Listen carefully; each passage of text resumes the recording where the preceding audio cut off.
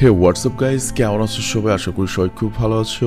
আর তোমরা নিজেরাও কিন্তু জানো যে হরর সিনেমা একটা আলাদা ধরনের ব্যাপার, মানে আলাদা ধরনের একটা মজা দেয়। তো আজকে যে আমি ভয়েসটা দিচ্ছি হরর সিনেমার, এই ভয়েসটা কিন্তু আমি দিচ্ছি রাত 3টার সময় একা একা ঘরে। তো এই ভয়েসটা দেওয়ার আগে আমার তো হিন্দি কয়েকটা এক্সপ্লেন দেখতে হয়েছে, তখন দেখে মনে করো যে আমার কাম সারা হয়ে গিয়েছে, আবার এখন ভয়েস দিচ্ছি, তো আমার ডাবল মজা হতে চলেছে। আর আমিও তোমাকে রিকোয়েস্ট করব ভিডিওটা এখন না দেখে মাঝরাতে দেখো, কিংবা ভিডিওটা এখন দেখো তারপর মেইন যে সিনেমাটা আছে সেটা ডাউনলোড করে দেখো। অসাধারণ একটা সিনেমা এটার নাম হচ্ছে কাম প্লে আসো খেলি। আমরা মূল ভিডিওতে তো এই সিনেমাটি মূলত 2017 সালে রিলিজকৃত একটা horror short film Larry cinema থেকে ইন্সপায়ার্ড হয়ে তৈরি করা হয়েছে। আর তুমি ওই ল্যারি নামের শর্ট ফিল্মটি ইউটিউবে অ্যাভেলেবল পেয়ে যাবে। তো যাই হোক, এই সিনেমার শুরুতে 8 বা 9 বছরের অলিভাকে দেখানো হয়। আর এখানে উল্লেখ্য অলিভা প্রতিবন্ধী, আর ও একটু বুদ্ধি প্রতিবন্ধী আর কি। মানে বিষয়টা কিভাবে বলি, অন্যান্য নর্মাল বাচ্চাদের মতো ওর ব্রেন অতখানি ডেভেলপ বা বিকশিত হয়নি। আর এই ব্রেন ডিসঅর্ডারের কারণে ও ভালো মতো কথা বলতে পারে না। মানে কি বলবো, নতুন নতুন বাচ্চারা যখন কথা শিখে ভাঙা ভাঙা ভাষায় কথা বলে, ওরকম ভাবে কিছু বলার চেষ্টা করে, বাট পুরো যে ওয়ার্ডটা সেটা বলতে পারে না। তো এই জন্য ও ইশারাতেই কথা বলে, এমনকি ও অন্যদের চোখের দিকে তাকাতেও ভয় পায়। নর্মাল বাচ্চাদের সাথে খেলাধুলাও করতে চায় না, এবং মাঝে মাঝে অস্বাভাবিকভাবে নিজের হাতের আঙুল নাড়াচাড়া করতে থাকে। আর এটা করলে নাকি ওর রিল্যাক্স ফিল হয়, এবং বারবার এক কাজ রিপিট করতে থাকে। তো এখানে বুঝতেই পারছো অলিভার ব্রেন পুরোপুরি এখনো ডেভেলপ হয়নি, তবে ও শুধুমাত্র হামিং করতে পারতো এবং হামিং করে চিৎকার করতে পারতো। হামিং মানে বিষয়টা এরকম ন্যান ন্যান ন্যান, বা বাচ্চারা যেরকম শব্দ করে ওরকম একটা ব্যাপার। তবে ও শুনতে পেত এবং সবকিছু বুঝতে পারতো। এর জন্য ও মানুষের সাথে যোগাযোগ করার উদ্দেশ্যে বা কমিউনিকেশনের জন্য মোবাইল ইউজ করতো। মোবাইলের যে টেক্সট টু স্পিচ অ্যাপ রয়েছে সেটা ইউজ করতো, মানে ও লিখতো, সেটা কথা হয়ে যেত। তো যাই হোক, একদিন আমরা দেখি অলিভার রাতে তার মোবাইলে কার্টুন দেখছিল, আর তার পাশের রুমে বাবা মা ঝগড়া করছিল। আর ঠিক তখনই আমরা দেখতে পাই যে অলিভার মোবাইলের ভেতর দিয়ে কোন একটা রহস্যজনক ক্রিয়েচার অলিভাকে দেখছে, মানে মোবাইলের ভেতর থেকে দেখছে। আর মাঝরাতে অলিভা হঠাৎ করে বিছানা থেকে উঠে তার মায়ের কাছে চলে যায়, যেখানে শুধুমাত্র ওর মা একা ঘুমিয়েছিল আর বাবা সোফায় একা ঘুমাচ্ছিল। তো এখানে আমরা বুঝতে পারি যে ওর বাবা মায়ের যথেষ্ট দূরত্ব রয়েছে। তো এরপর অলিভা করে জুস নিয়ে তার রুমে ঘুমাতে যায়, কিন্তু তখনই তার মোবাইলে একটা নোটিফিকেশন আসে। আর ওই নোটিফিকেশনটা একটা বাচ্চাদের গল্পের ছিল, আর সেই গল্পের নাম ছিল হচ্ছে মিস আন্ডারস্টুড মনস্টার, মানে ভুল বোঝা একটা মনস্টার যাকে কেউ বুঝতে পারে না। এবং আমরা দেখতে পাই এখানে একটা ক্রিয়েচার টাইপ বা মনস্টার টাইপ কিছু ছিল, আর এটার নামই হচ্ছে ল্যারি। এবং এই ল্যারিটাই হচ্ছে সিনেমার মেইন ভিলেন আর কি। এবং এই ল্যারি এমন একটা ভূত বা এমন একটা মনস্টার যে সবসময় বাচ্চাদেরকে বন্ধু করতে চাইতো, কিন্তু বাচ্চারা ওকে ভয় পেত, এটাই প্রবলেম। তো যাই হোক, এরপর অলিভার যখন সেই স্টোরির প্রথম পেজটা পড়ে, তখন ওর রুমের এমনকি বারান্দার সব লাইট অফ হয়ে যায়, আর বারান্দা থেকে কারো ভেতর আসার শব্দ শোনা যায়। তো অলিভার এরপর ভয়ে ভয়ে দরজা খুলে, কিন্তু একটা আয়রো ভয়ঙ্কর শব্দ করে দরজা খুলতে থাকে। আর অলিভার তো কথা বলতে পারে না, ও করে কি ওর হামিং যে সাউন্ড, মানে মাম্মা বা এরকম করে একটা চিৎকার করে ওঠে। আর তখন ওর মা, যার নাম হচ্ছে সারা, সে এসে অলিভাকে শান্ত করে। বাট অলিভা তখন মোবাইলে লিখে তার মাকে বলে এই রুমে আমি ছাড়া আরো একজন কেউ রয়েছে। বাট ওর মা সারা ভাবে যে তার মেয়ে হয়তো কোনো দুঃস্বপ্ন দেখেছে, এটা ভেবে পাত্তা দেয় না। তো যাই হোক, এখানে একটা বিষয় উল্লেখ্য, অলিভা তার মায়ের চেয়ে তার বাবা মার্টির সাথে বেশি ক্লোজ ছিল, এবং বেশিরভাগ টাইম সে বাবার সাথেই কথা বলতো। এমনকি অলিভা তার মায়ের সাথে চোখাচোখি করে কখনো কথা বলতে পারতো না। তো যাই হোক, এরপর আমরা দেখতে পাই অলিভা স্কুলে গিয়েছে, আর তখন 3টা ছেলে, একটা নাম হচ্ছে বেয়র্ন, ম্যাট আর জ্যাক, ওরা 3জন অলিভারকে বুলি করছিল, মানে ওকে প্রতিবন্ধী করে বুলি করছিল। আর এখানে আমরা তো জানি অলিভা মুখে বলতে পারে না, একটু বুদ্ধি প্রতিবন্ধী, বাট সবকিছু কিন্তু বোঝে। তো বিষয়টা ওর খুব কষ্ট লাগছিল। আর এখানে আরেকটা কারণে সবার পেছনে খেপা ছিল, সেটা হচ্ছে স্কুলের সকল বাচ্চাদের জন্য মোবাইল ফোন ব্যবহার ব্যান হলেও অলিভার জন্য এটা পারমিশন ছিল। এর কারণটা হচ্ছে, বুঝতে পারছো, অলিভা কথা বলতে গেলে তো মোবাইলের টেক্সট টু ভয়েস অ্যাপটা লাগে। তো এই কারণে বাকি বাচ্চারা অলিভাকে প্রচুর হিংসা করতো। এমনকি বাইরন তো একদিন অলিভারের উপরে অ্যাটাক করে ওর মোবাইলটা কেড়ে নিয়ে মাঠেও ফেলে দেয়। আর তখন অলিভার প্যানিক হয়ে তার মোবাইল খুঁজতে থাকে, বাট মোবাইলটা কখনোই খুঁজে পায় না। এবং আমরা জানি ওর মাথায় প্রবলেম রয়েছে, ও কারিকে নার্ভাস হয়ে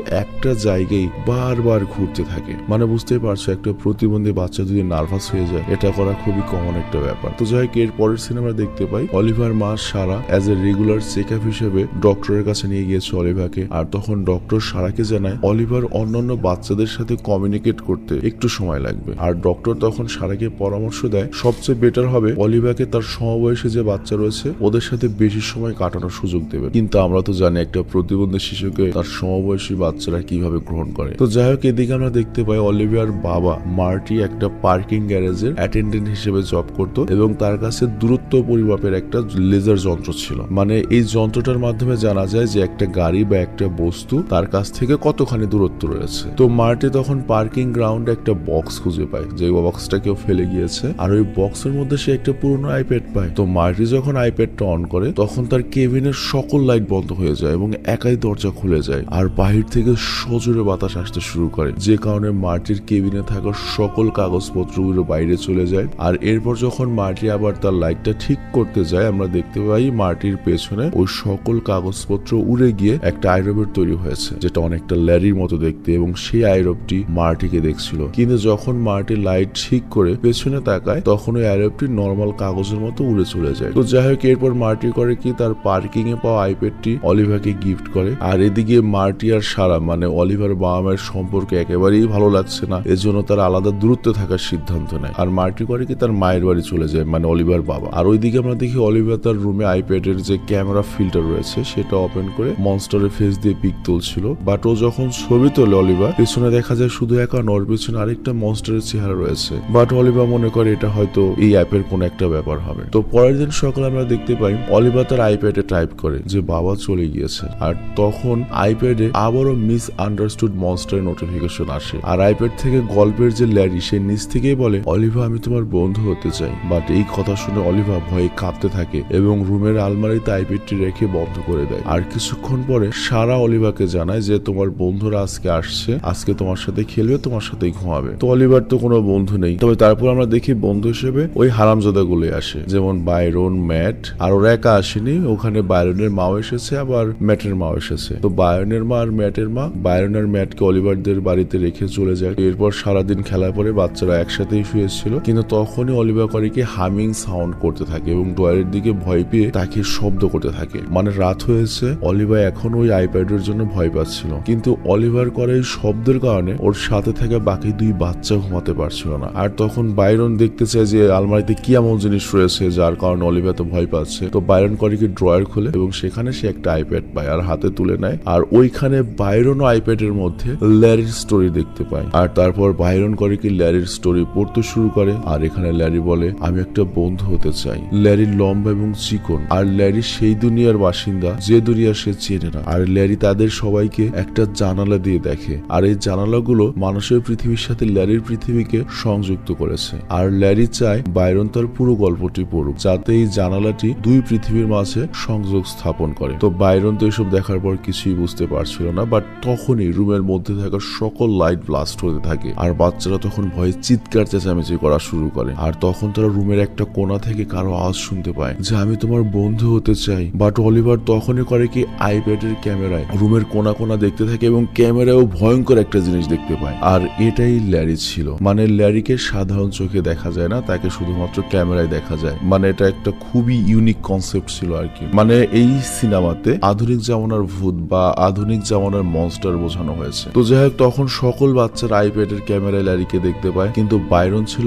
অতি চালাক। ও করে কি সবাইকে সাহস দেওয়ার জন্য বলে ওখানে কেউ নেই, এগুলো সব মিথ্যা। আর তারপর বাইরন আইপ্যাড থেকে ল্যারির গল্পের বাকি অংশ পড়তে শুরু করে, আর যেটা পড়ার মোটেও উচিত ছিল না। আর সেখানে লেখা ছিল, ল্যারি জানে তুমি একা, আর এর জন্য তোমার একটা সত্যিকারের বন্ধু চাই, তুমি কি ল্যারির বন্ধু হবে? কিন্তু বাইরন তো কোনো উত্তর দেয় না। বাইরন করে কি রুমের কোনায় গিয়ে বলে, দেখো এখানে কেউ নেই, ভয় পাওয়ার কোনো কারণই নেই। কিন্তু এই ব্যাপারে ওই মনস্টার ল্যারির মাইন্ড হয়ে যায়। ও করে কি বাইরনের সামনে থাকা যে টেবিল রয়েছে সেটা ধাক্কা মারে এবং বাইরনকে দু হাত দিয়ে গলা টিপে ধরে। আর বাকি বাচ্চারা এটা দেখে তো জোরে চিৎকার করতে থাকে। আর তখনই সেখানে অলিভার মা সারা চলে আসে। আর তখন বাকি যে একটা বাচ্চা ছিল জ্যাক, সে করে কি অলিভারের উপর দোষ চাপিয়ে দেয় যে অলিভার বাইরনকে গলা টিপে মেরেছে। বাট বাইরন তো এখানে প্রায় অজ্ঞানের মতো কোনো কথাই বলতে পারছে না। কিন্তু অলিভা বলে এই রুমের মধ্যে আমাদের বাইরেও আর কেউ রয়েছে। আর এইবার প্রথমবারের মতো সারাও বুঝতে পারে, মানে অনুভূতি করে যে এই রুমের সত্যি আলাদা কেউ রয়েছে। তো এর পরের দিন অলিভার যখন স্কুলে যায় তখন সে জানতে পারে যে বাইরন স্কুলে আসেনি। আর ঠিক তখনই সারার মোবাইলে জেনিফারের কল আসে।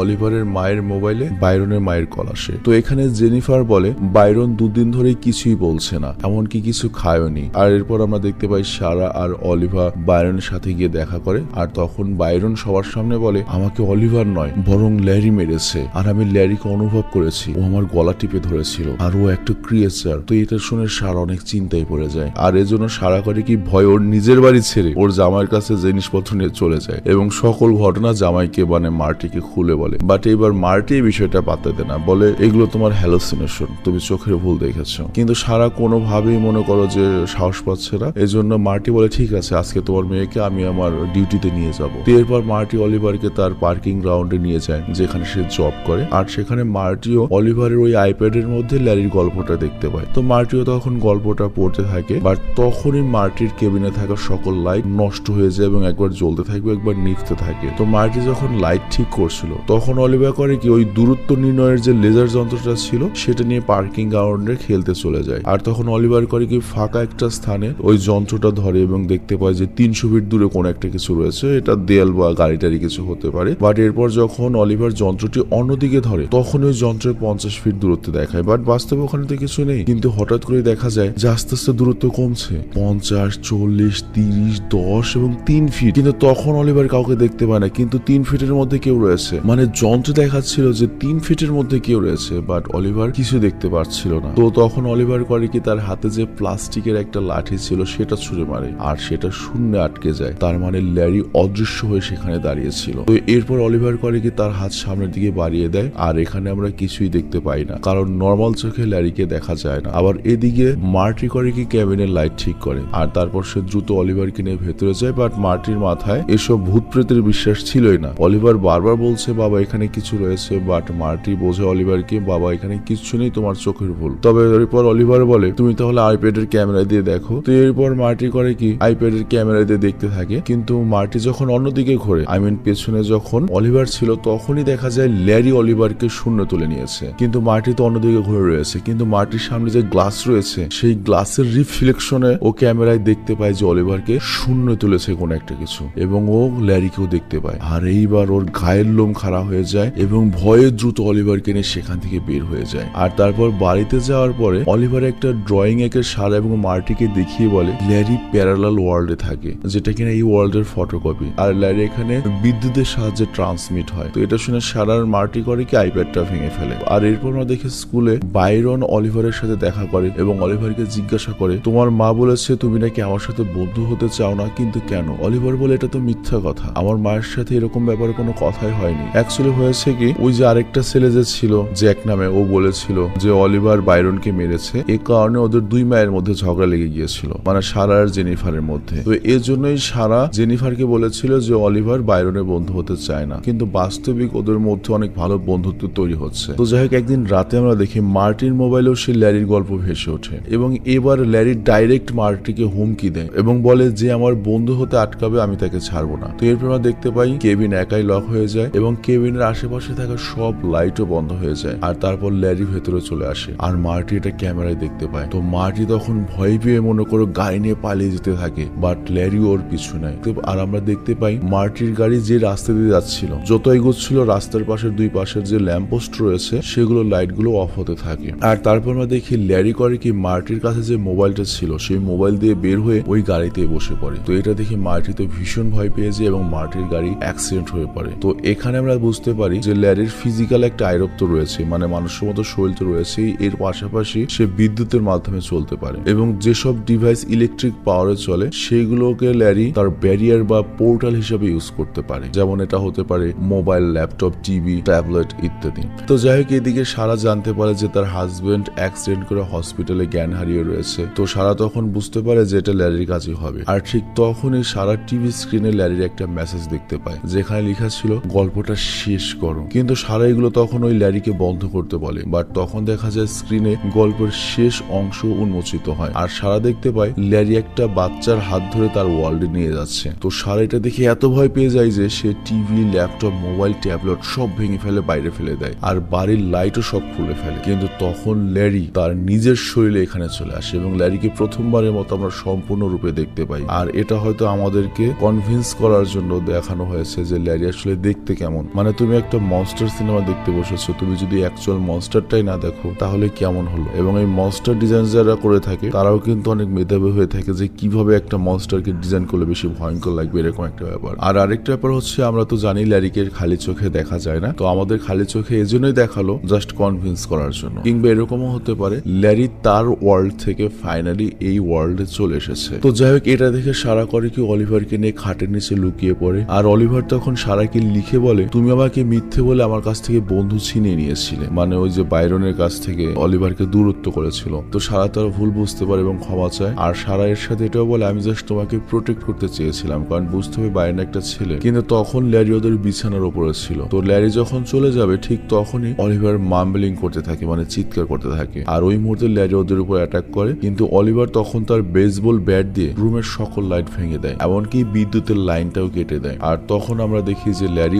অটোমেটিক্যালি ভ্যানিশ হয়ে যাচ্ছে, অর্থাৎ ল্যারি শুধুমাত্র সেই স্থানে যেতে পারে যেখানে বিদ্যুৎ রয়েছে। তো এর জন্য সারা এবং ল্যারি সিদ্ধান্ত নেয় তারা স্কুলের মাঠে যাবে, কারণ ওখানের আশেপাশের কোথাও বিদ্যুৎ নেই। কিন্তু তোমাদের কি মনে আছে, ওই মাঠের মধ্যে বাইরন কিন্তু অলিভারের মোবাইলটা ফেলে দিয়েছিল। তো এর মানে ওরা যেটা মনে করছে এটা সত্য না, ওখানেও ল্যারি যেতে পারবে। তো ওরা যখন মাঠের মধ্যে নিজেদের নিরাপদ মনে করছিল যে আশেপাশে বিদ্যুৎ নেই, তখন ল্যারি করে কি সেই মোবাইলের ভেতর থেকে বের হয়ে আসে এবং ওদের দুজনের উপর আবারও অ্যাটাক করে। এবং এইবার ল্যারি অলিভারকে তুলে নেওয়ার চেষ্টা করে। আর অলিভারও বুঝতে পারে সে ল্যারির সাথে আর পারবে না, এবং এজন্য অলিভার ল্যারির সাথে যাওয়ার জন্য রাজি হয়ে যায়। অলিভারের মা সারা চলে আসে এবং নিজের হাত বাড়িয়ে দেয় এবং বলে, আমি তোমার বন্ধু হব, আমাকে সাথে নিয়ে যাও। আর এই প্রথমবার অ্যালি তার মায়ের চোখের দিকে তাকায় এবং কান্না করতে থাকে। আর এটা দেখে সারা অনেক খুশি হয় যে আমার মেয়ে ফাইনালি আমার চোখের দিকে তাকিয়েছে। কিন্তু হঠাৎ করে সারার চোখ বাইরে বের হতে থাকে এবং তার চেহারা কালচে হয়ে যায়। এবং ফাইনালি ল্যারি সারাকে অলিভারের মাকে তার ওয়ার্ল্ডে নিয়ে যায়, মানে সারার মৃত্যু হয়ে যায়। কিন্তু ওদিকে মার্টি অলিভার বাবা তখনও বেঁচে ছিল এবং সে সারার মৃত্যুর পর অলিভার অনেক খেয়াল রাখতো। অলিভারকে প্রতিনিয়ত চেক আপের জন্য ডক্টরের কাছে নিয়ে যেত এবং তখন দেখা যায় অলিভার নোটপ্যাডে তার কথাও লিখে, এবং অলিভার সেখানে লিখেছিল, আমার মা আমাকে অনেক ভালোবাসে। আর এখানে লক্ষ্য অফিসিয়ালি সবাই জানে যে সারা হারিয়ে গিয়েছে, আর পুলিশ এটার ক্লু বের করতে পারেনি। আবার মার্টিও তো এই ঘটনা কাউকে খুলে বলতে পারছে না যে একটা মনস্টার এসে নিয়ে গিয়েছে তাকে। তো এই কারণে ওই ল্যারির ব্যাপারটা আজীবন গোপনই থাকে। তো যাই হোক, এরপর আমরা দেখতে পাই অলিভার স্কুলে যায়, ম্যাটার বাইরনের সাথে দেখা করে এবং তারা তিনজন খুব ভালো বন্ধু এবং প্রমিস করে আজকে থেকে সারা জীবন তারা ভালো বন্ধু হয়ে থাকবে এবং কখনো কেউ কাউকে একা ছেড়ে দেবে না। আর ওই দিন রাতে আমরা দেখতে পাই অলিভার রুমের লাইট জ্বলছে আর নিভছে। তো এটা দেখে সে বাইরে বের হয়ে আসে, আর মার্টিও এটা খেয়াল করে। এবং মার্টি যখন বাইরে আসে সে দেখতে পায় অলিভার শূন্যে ঘুরছে আর হাসছে। তো মার্টি তো প্রচন্ড ভয় পেয়ে যায়, আর তখনও করে কি ওর মোবাইলের ক্যামেরা ওপেন করে এবং অলিভারের সাথে সে সারাকে দেখতে পায়, যে সারা অলিভারের সাথে খেলছে। আর এটা দেখে মার্টি খুশিতে কান্না করতে থাকে এবং ভাবে যে তার স্ত্রী সারা তার মেয়েকে ল্যারির হাত থেকে রক্ষা করেছে নিজের জীবন স্যাক্রিফাইস করে। এমনকি সে ল্যারির ওয়ার্ল্ডে থেকেও, মানে পরকালে থেকেও সে তার মেয়েকে রক্ষা করছে। আর এখানে এই সিনেমাটি শেষ হয়ে যায়। তো যাই হোক, আমি জানি না তোমাদের কাছে সিনেমাটি কেমন লেগেছে, বাট সিনেমাটির কাহিনী অ্যাকচুয়ালি অনেক অসাধারণ ছিল। পার্সোনালি আমার কাছে অনেক ভালো লেগেছে। এবং তোমরা যদি চাও যে রেগুলারলি এখানে হরর সিনেমা আমি এক্সপ্লেন করি, তাহলে অবশ্যই কমেন্টে জানিয়ে দেবে।